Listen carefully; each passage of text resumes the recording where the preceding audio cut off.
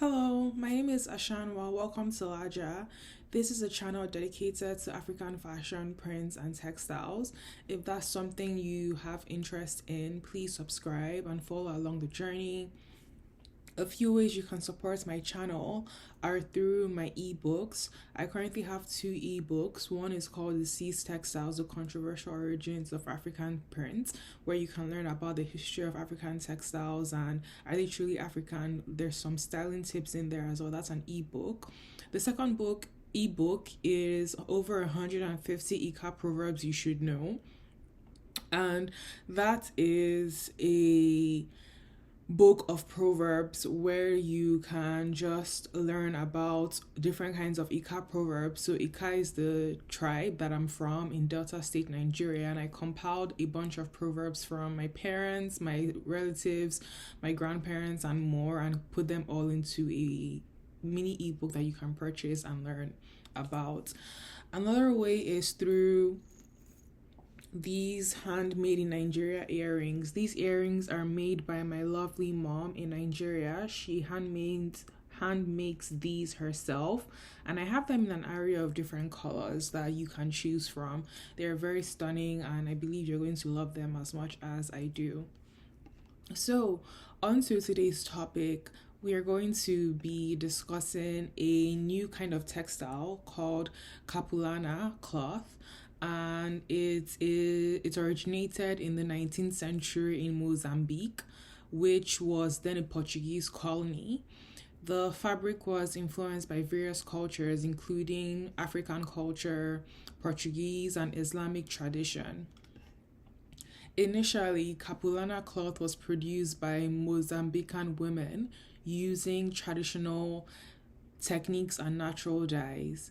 The fabric was made from cotton, which was grown locally or imported from other parts of Africa.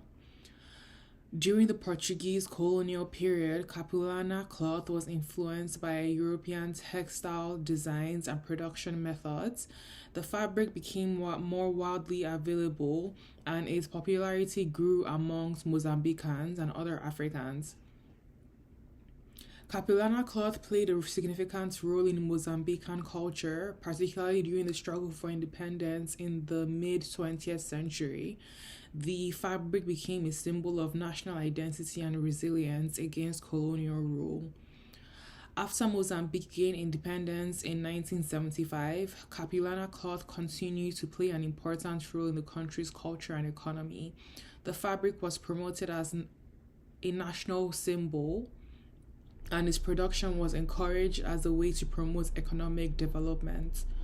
Today, Capulana cloth is still produced in Mozambique using traditional techniques and modern machinery. The fabric is highly prized for its vibrant colors, unique designs, and cultural significance. There are efforts being made to preserve traditional techniques and knowledge associated with Capulana cloth production. This includes training programs for young artisans, documentation of traditional designs and techniques, and promotion of fabric as a cultural heritage symbol. Overall, the history of Capulana cloth is a rich and complex one, reflecting the cultural, economic, and political dynamics of Mozambique over the past century. So we've spoken about the history. We're now going to talk a little bit about the characteristics of Capulana cloth. Number one, it's known for its colorful designs. It features bold geometric patterns and bright colors, often with a mix of African, Portuguese, and Islamic influences, like I earlier mentioned. They came primarily in three colors: red, white, and black, which white represented protection of the ancestors, black represented evil, and red represented the spirit of war. So back then, due to the association of Africa with wildlife and environment, the most common early designs included suns, leopards, lions. There was a style called Njiti, which is spelled NDJITI, and it means it's basically a white and red geometric design. There's another style called Xiango, and that's spelled Xithango. This is a plaid design with the word meaning shield. And finally, there's also a style called Zimangelani, which is spelled Ximangelani, and it means wild bird, spotted, black, and white. So these styles were dominant until the advent of Portuguese colonial power. These early styles of Capulana are used primarily by witch doctors and spiritual healers. And there's Palu, a style which is a very small plaid pattern in blue and white, and it was popular in the early years of Capulana. So onto the kind of fabric that Capulana is. The Capulana cloth is typically made from cotton fabric, which is durable, breathable, and suitable for various application. It's worn or traditionally worn as a wraparound garment, often tied at the waist for men or over the shoulder for women. So symbolic meanings, the designs and colors, I already went through a little bit of that. But in other words, it represents various parts of Mozambican culture, such as fertility, prosperity, or spiritual growth. So, in terms of uses, the traditional use of Capulana cloth, as I earlier mentioned, is that of clothing. So, wraps, dresses, and headscarves. It's also used as home decor. In tablecloths, wall hangings, and other decorative items, and also gift giving as well. So Capulana cloth is often given as a gift, particularly during special occasions like weddings and birthdays.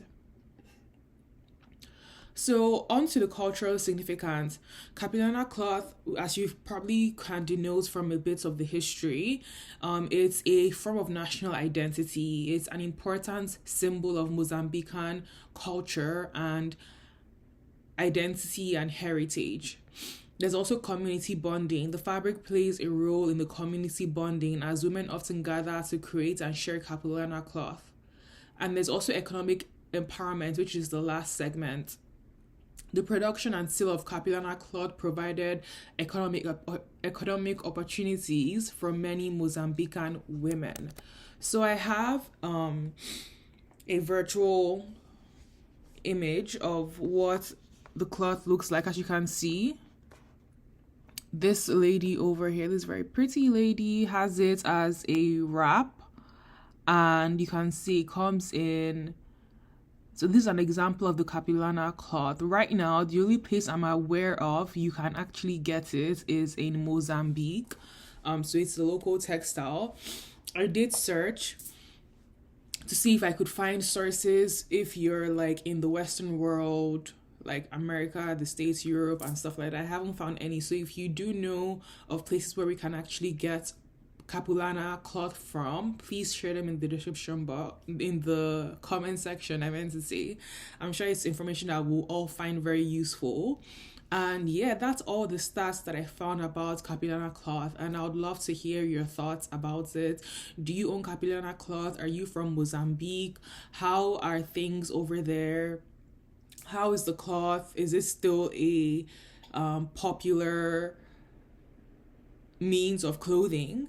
And what are the ways it's incorporated into the everyday wardrobe and lifestyle of the typical Mozambican?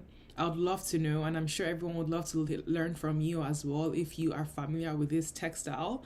And that is it for this video. Thank you so much for watching, and I will see you in my next one. If you have any video requests that are relevant to my channel, please leave them down below and I will take it into consideration. Thank you for watching, and I will see you till next time. Bye.